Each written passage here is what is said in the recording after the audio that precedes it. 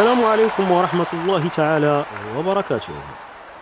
أهلا بمشاهدي قناة ميدينا سبور. لا تنسوا الاشتراك في القناة والضغط على زر الجرس ليصلكم كل جديد.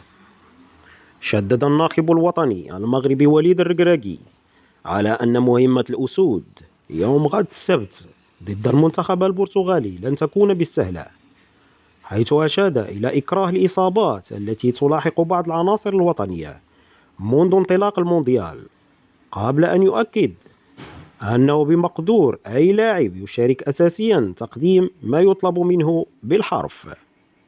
وأكد الركراكي خلال الندوة الصحفية أنه ينتظر تقرير الطاقم الطبي الذي سيحدد مدى إمكانية مشاركة قطب الدفاع نايف أكرد الذي تعرض لإصابة خلال آخر مواجهة ضد إسبانيا، موضحا أن كل اللاعبين البدلاء على أتم استعداد لتعويض هذا اللاعب، في إشارة إلى كل من بانون، داري واليميق.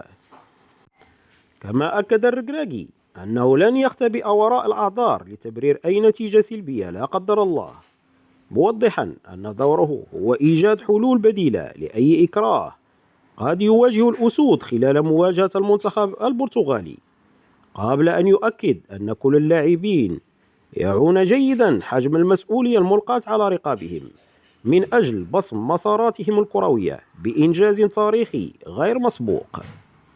وعن النجم البرتغالي كريستيانو رونالدو قال وليد الركراكي إنه يتمنى أن لا يلعب الدون أمام أسود الأطلس لكونه أفضل لاعب في التاريخ.